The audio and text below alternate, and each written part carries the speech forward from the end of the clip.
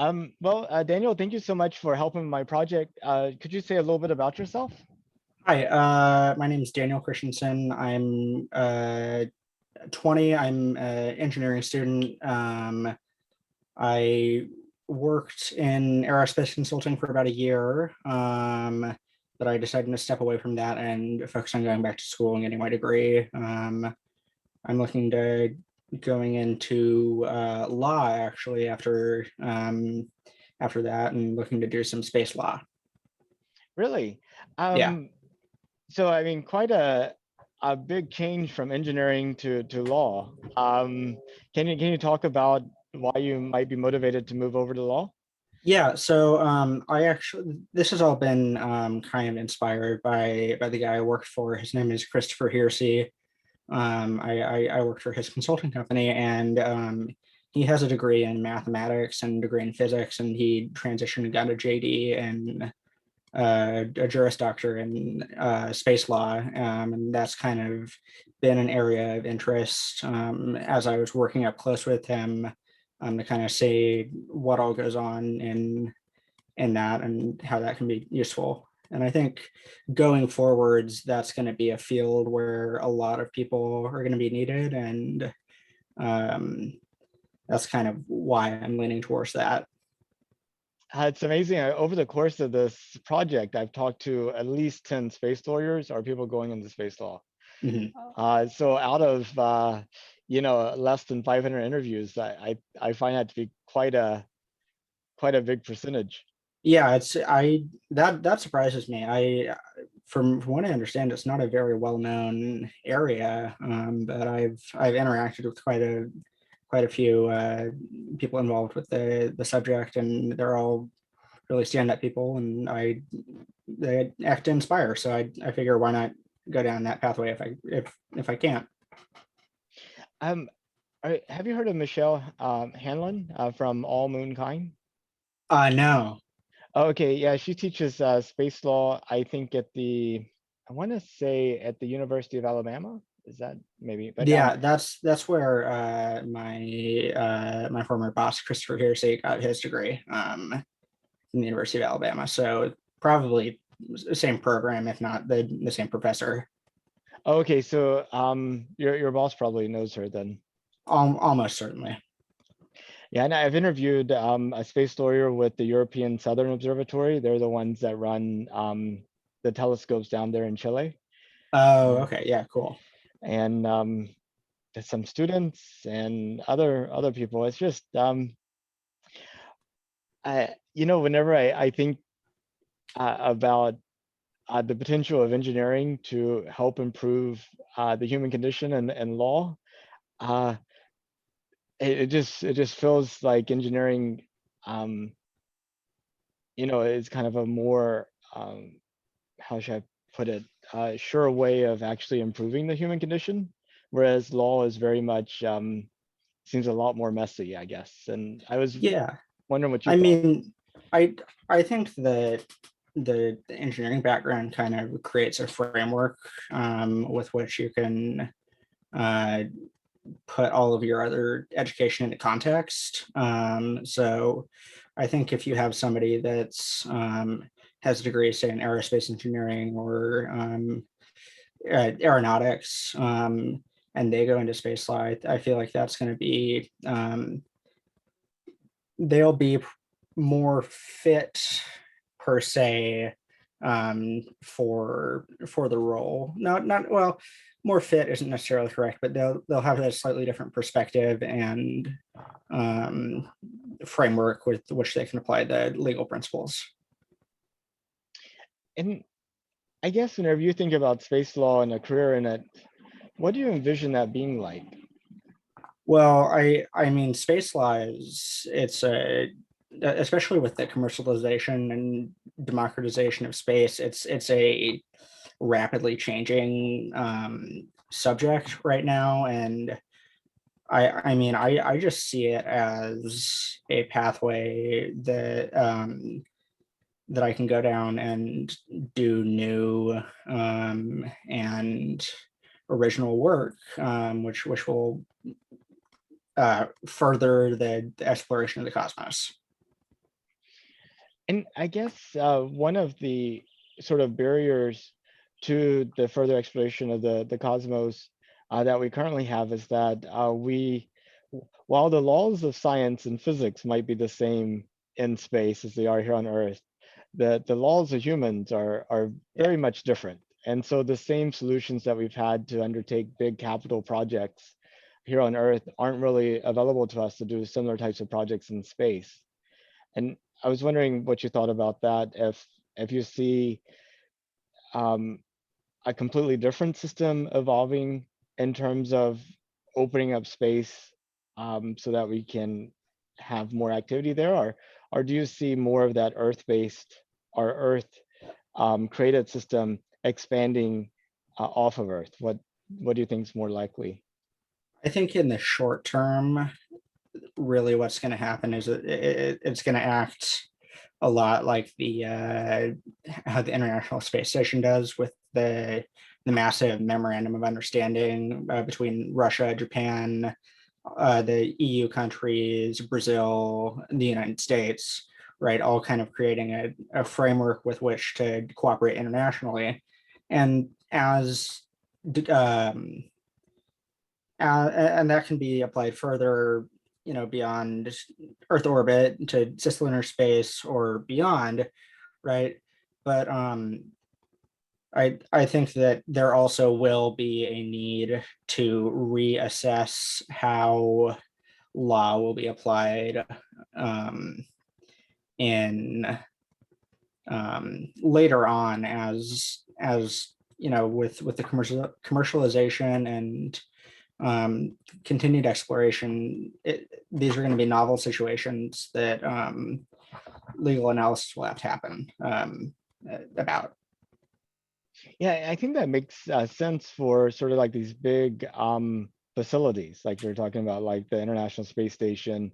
I mean, I could see a similar type of thing for some type of lunar gateway, which we're going to have Europe and Japan and Canada all Mhm. participate in. And even like on the surface of the moon, you could kind of see the same thing in terms of the facility itself being managed in the same type of way. But once you get on the surface of the moon, now you're uh, in touch with like off-world assets and resources. Mhm. Um, how how do you think that gets sort of how do we make it so that we can actually go and use those resources in a way that helps to balance all the competing interests that there might be? I don't necessarily have a great answer for that right now, but I do think that there is going to be a completely new and novel legal framework that will have to be created for the lunar exploration and beyond, right? Because as of now, it's international waters. As far as I understand, that's typically how the at least the Apollo landings played out, and how the various rovers and etc. Operate under. But I think if we are actively going to land on, build on, and develop structures on extraplanetary surfaces, there has to be a legal framework. And I don't have a great answer to what it's going to be, but there's going to be a new one. And there's really sort of two sets of competing interests, at least. I mean, there's probably a lot more than that, but you have this set of direct conflict competing interest of those people that are operating on the moon and need to make sure that they have some type of framework to keep from inadvertently, some common set of rules that help to make sure that they're not stepping on each other's toes and doing things directly in contact with each other. The other group of people you have are people who aren't currently involved in that environment. And while they don't have any potential of being harmed directly or conflicting with the actors currently in that space, they would argue that they do have sort of longer term rights that need to be protected somehow because they might eventually be operating that space. Yeah, I would imagine this all, at least primarily, will fall under some sort of treaty that portions out the interplanetary bodies to different nationalities and private organizations, similar to how Antarctica is currently divided. That's kind of where I see the initial framework, and that's from a just a really general viewpoint. But I mean, I don't like I said, I don't have a great answer to how it's going to be done, but I think that the future, the incoming set of space lawyers and policymakers are going to be responsible for finding that answer, and that's kind of why I want to be involved. Yeah, no, that's definitely a big task. I just thinking about motivation, if you're actually operating in that space, you're interested in getting that resolved as quickly as possible and figuring out what you can do. If you're not yet in that space, what's your motivation? I mean, your motivation is would seem to me would most likely be inclined to drag it out as long as possible and not come to a workable solution. I can see that. Yeah. I mean, the politics in any case are going to be very messy, and it's not just going to be the EU and Russia, Japan, and the United States. I mean, that China is inevitably going to be involved, and that creates a whole other set of issues because they're not involved with the space station treaties and really any of the frameworks that exist for current international cooperation.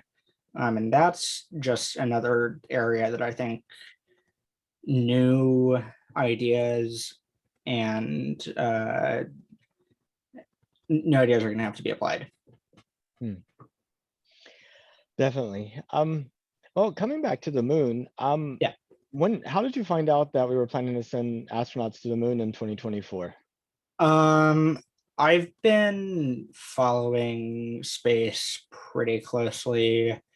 I mean, I actively started following NASA projects and the kind of space world.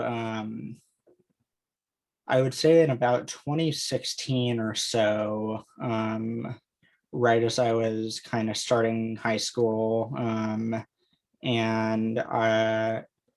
the moments that stick out for me are when I read Andrew Chaikin's book "A Man on the Moon," which is a kind of a comprehensive history of the Apollo program. That's kind of what got me interested in space, and then I think what got me caught up to the current state of this of both government space programs and private space was the first time a Falcon 9 first stage was recovered.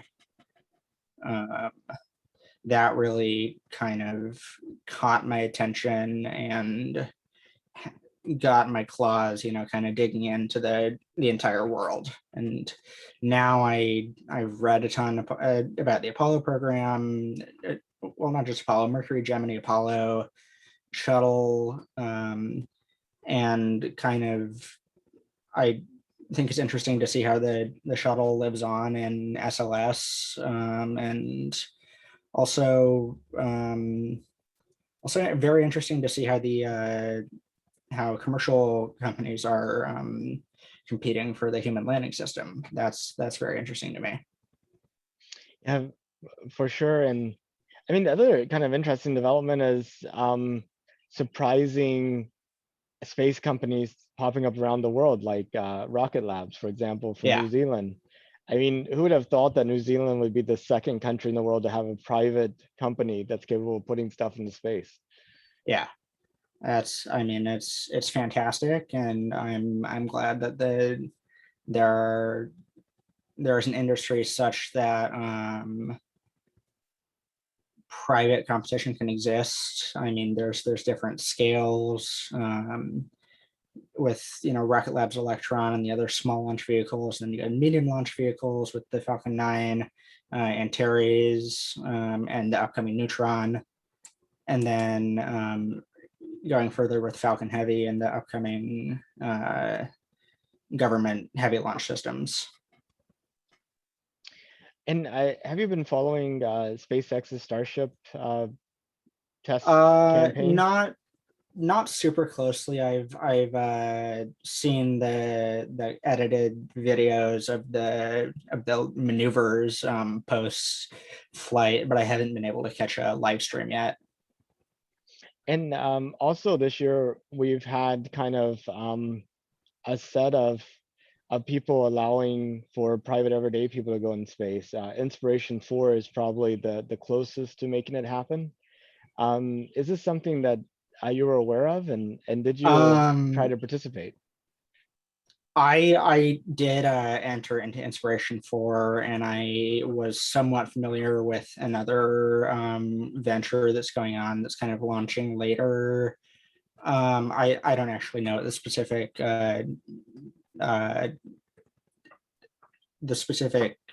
targeted data is, but there's one called Space Hero, which is kind of more of a reality TV type thing with the end goal of a seat on a Dragon crew, a Dragon 2 seat to the station. So that's also a very interesting project, and more power to them. I think if people are willing to put the capital up, I don't see why we shouldn't send more people to space. I mean, especially those that the thing that Jared Isaacman doing with picking kind of a broad swath of people instead of just the uber wealthy, I think that is super exciting to me. Yeah, I definitely hope he's able to pull it off. I know that they had the goal of raising $200 million for St. Jude's. 100 million was going to be donated by Jared Isaacman himself. Yes. And the other 100 million I had understood was based upon they were planning to generate the majority of that from people entering into the donating to enter in the contest. But I think they only raised a little more than $10 million through that. That sounds about right. But from what I understand, was before this whole thing was publicly announced, the seats were already secured. From what I've seen in the consulting, you can't announce a project like this without putting at least a down payment, a sizable down payment down on a seat. So I mean, it's all just dependent on the cadence of other launches this year. Because they have the schedule, they have Crew 2, Crew 3, and then Inspiration4 is up after that. So they will be launching. So I'm just excited to see it happen. The photographs are going to be great. I think it was yesterday or the day before that they announced that they were replacing the docking system on that specific capsule that they're using for Inspiration4 with a glass cupola. I think that's going to be amazing. Yeah, definitely. I saw some of the renderings of it, and that looked kind of neat. Yeah, I guess I was looking at it from a different standpoint, not from being able to secure the seat, which I mean, everything you said is consistent with what I've heard as well, that, the seats were secured ahead of time. I was kind of looking at it from the standpoint of, I would like to see a lot more of these types of projects going on and have the opportunity to apply for other seats. And yeah, I was thinking that, if you set $100 million goal and you raise 150 million, 200 million, 300 million, then that would really motivate people to go and do similar types of kind of fundraisers. But if you set $100 million goal and you raise 10 million, then people might look at that and say, well, maybe people really aren't into this as much as we thought. Yeah, I mean, I think that can be an indicator of or a barometer, if you will, of public interest. But I also think that they didn't go as big as they could have. I mean, I think like if they really really clamp down, you can go to space, donate $10 and you have a spot. Donate $100, you have 10 times as many spots. I I I'm not necessarily criticizing their campaign for per se, but I think it could have been done. It could have been done differently, and brought about a different result. Yeah, and a lot of it could just be believability. People are like, we've heard things like this before, but we've never actually seen them go. Yeah, Maybe after they go and you have the next one, people are like, man, how did I miss out on that? yeah, and I think on in to a degree, some of it might have been a little bit poisoned by the teacher in space effort with the Columbia disaster. I feel like um, the nuances of the differences between the systems of the shuttle and the Dragon 2 capsule may not have been well understood, and people may think this is just as dangerous as a shuttle flight is. um, I will refrain from entirely bagging on the shuttle, but I mean it didn't necessarily achieve all of its goals, and it was a dangerous vehicle to fly on. And I feel like the Falcon 9 has a flight record that is satisfactory in terms of delivering payload, be that commercial or well, I don't want to say commercial, be that a satellite commercial cargo through the Dragon 1 or astronauts through Dragon 2. Um, I think that's a lot more promising. And also the fact that it has a launch escape system that's been proven to work really would make me feel a lot more comfortable riding on that capsule. Yeah, I mean, that was one of the criticisms of the shuttle is it didn't even have a launch abort system. Like Yeah.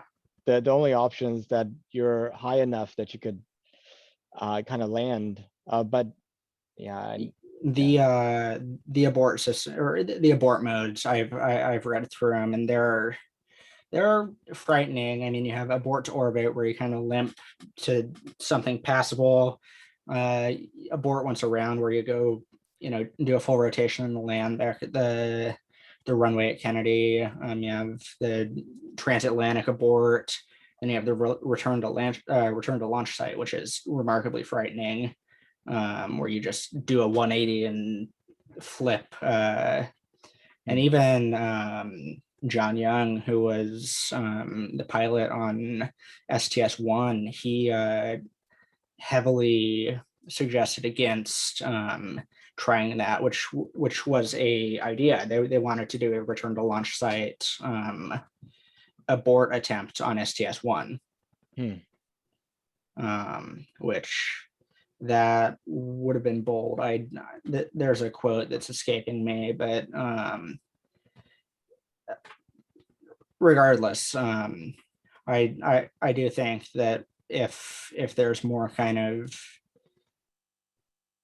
well, I think if once a heritage of sending astronauts to space on Dragon 2 is developed, there may be some more public awareness and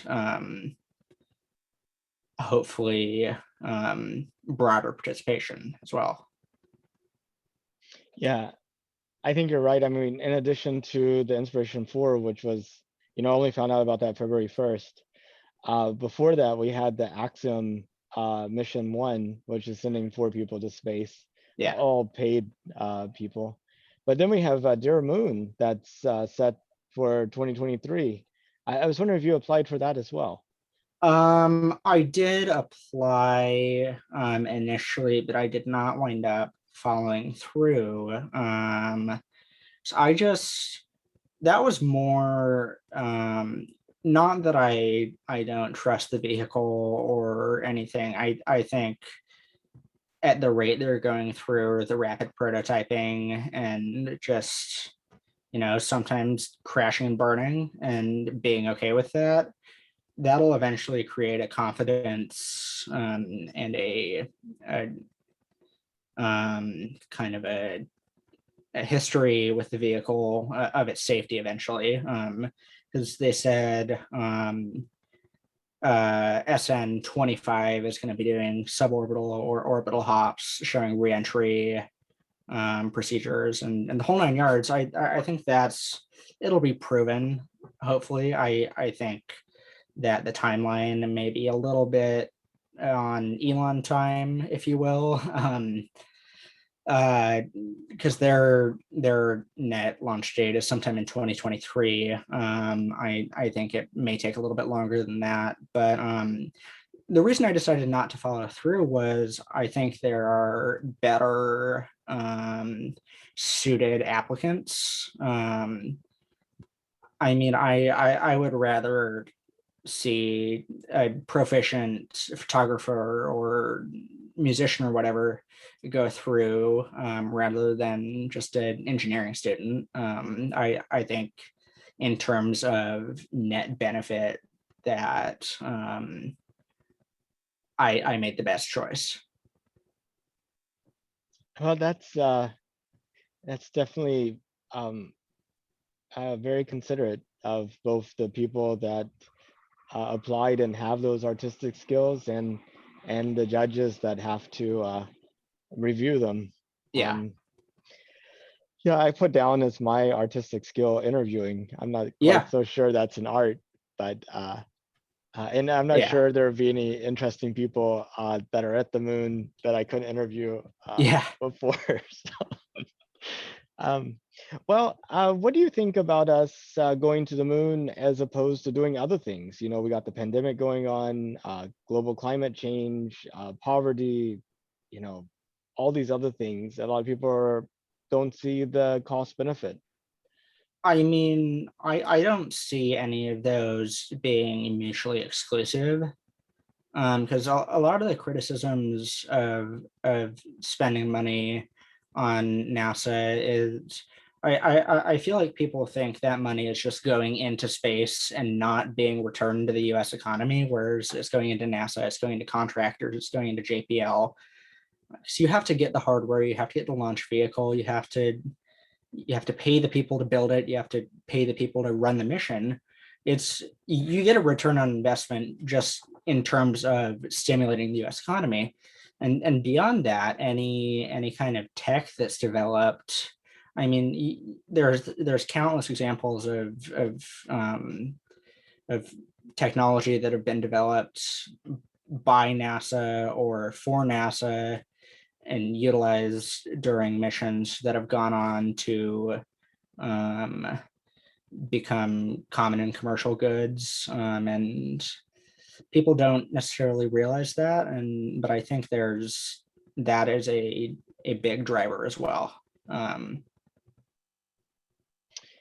Yeah, I sometimes wonder about that because, you know, during the Apollo program, we didn't have a lot of the technologies. I mean, in mission control, they really did have the top of the line computers. They were pushing the frontier. Yeah. Now, if you go look at mission control, they're using stuff that's 15, 20 years old, and you know, a trip to Best Buy would get you Yeah. better equipment than what they have.